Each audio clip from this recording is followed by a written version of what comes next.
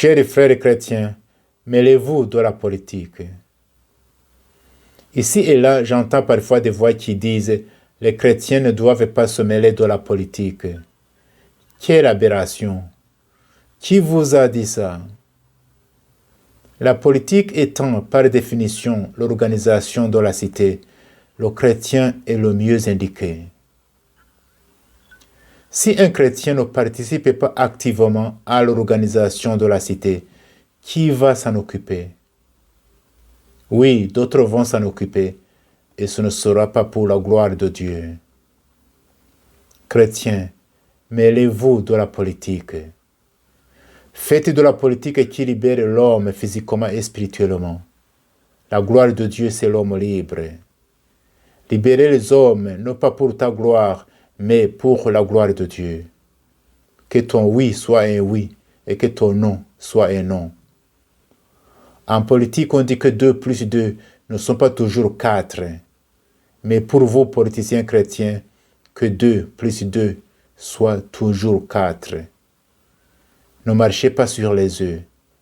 Sachez réprimander, mais aussi sachez encourager.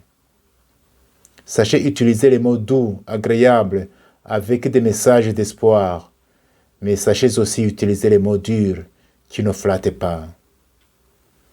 Tes paroles seront inspirées par l'Évangile, mais ce ne sont pas des paroles d'Évangile. Accepte avec humilité les contradictions. Il faut être capable de dire « Je me suis trompé, j'ai fait une erreur, je demande pardon ». Chers frères chrétiens, n'ayez pas peur de la politique. Participez à l'organisation de la cité. Soyez bénis et à demain. Je me souviens, il y a 25 ans, nous étions réunis dans une ville appelée Detmold en Allemagne. Nous étions des Hutus, des Tutsis et des Européens qui avaient vécu au Rwanda et qui connaissaient bien le pays. Il y avait parmi nous des religieux, des pasteurs, des prêtres et des laïcs. Nous avions passé toute une semaine dans une communion de prière et de partage fraternel. Mais le soir du dernier jour de notre rencontre, nous avons vécu quelque chose d'extraordinaire. Les Tutsis qui étaient venus du Rwanda, quelques-uns étaient même nos amis, on se connaissait très bien, ils nous ont raconté leur calvaire pendant le génocide. Mais ils disaient tout cela dans un ton fraternel, sans haine ni rancune. Lorsqu'ils nous racontaient l'hommage qui a été fait à eux et à leur famille, les Hutus qui étaient là furent pris de pitié et de compassion. Les uns commencèrent à pleurer, d'autres s'agenouillèrent en disant ceci: « Vous les Tutsis ici présents, nous vous demandons franchement pardon pour ce mal extrême que les nôtres vous ont fait. » Les Tutsis qui étaient là furent touchés par ce geste des Hutus. Les uns se levèrent pour les embrasser et les consoler en disant ceci: « Votre douleur compatissante et votre demande de pardon nous ont touché le cœur et nous nous sentons franchement soulagés. Mais d'autre part, nous aussi les Tutsis ici présents, nous devrions demander pardon aux Hutus. Oui, nous demandons pardon pour les peines et les souffrances que les nôtres ont fait subir aux Hutus tout au long de l'histoire de notre pays. » Les Européens qui étaient là furent étonnés et ils disaient ceci: « C'est la première fois que nous entendons des paroles pareilles parmi les Rwandais. » Nous aussi, en tant qu'Européens, nous demandons pardon aux Rwandais parce que nous avons une responsabilité dans les malheurs qui ont frappé les Rwandais. Nous demandons pardon parce que nos pays ont complètement abandonné les Rwandais à leur sort pendant les périodes les plus difficiles de leur histoire. Et enfin, après tout cela, nous nous sommes assis et se fit le silence. Après quelques instants, quelqu'un se leva et rompit le silence en disant ceci: Je suis sûr que ce qui vient de se passer ici, c'est un miracle qui vient de Dieu.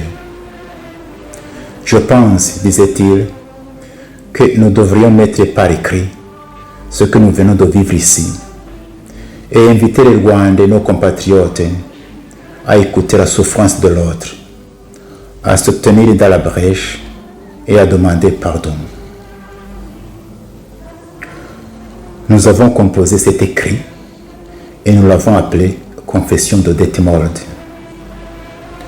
Detmold, c'est cet endroit où nous étions réunis.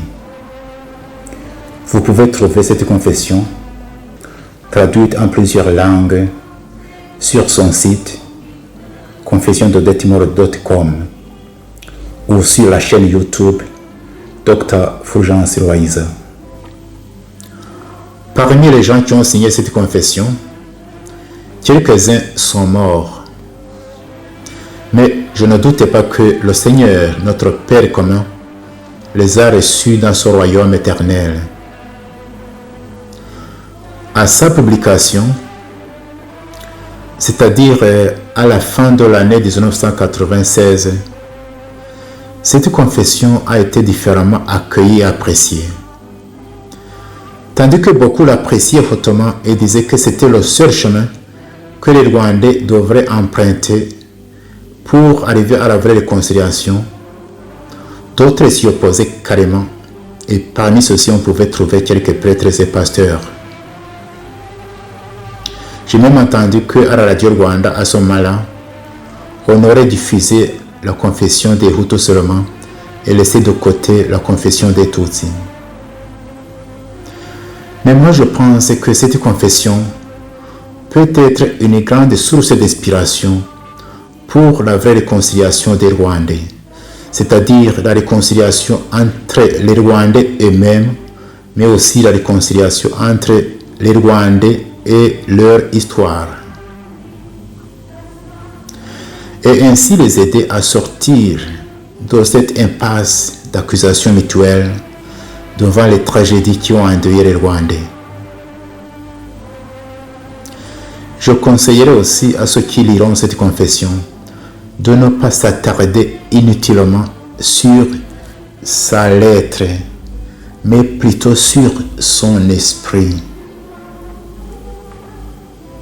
Il y a 3 leçons que nous pouvons tirer de cette confession. La première leçon est celle-ci. N'aie pas peur d'écouter la souffrance de l'autre et de la laisser pénétrer ton cœur. Deuxième leçon.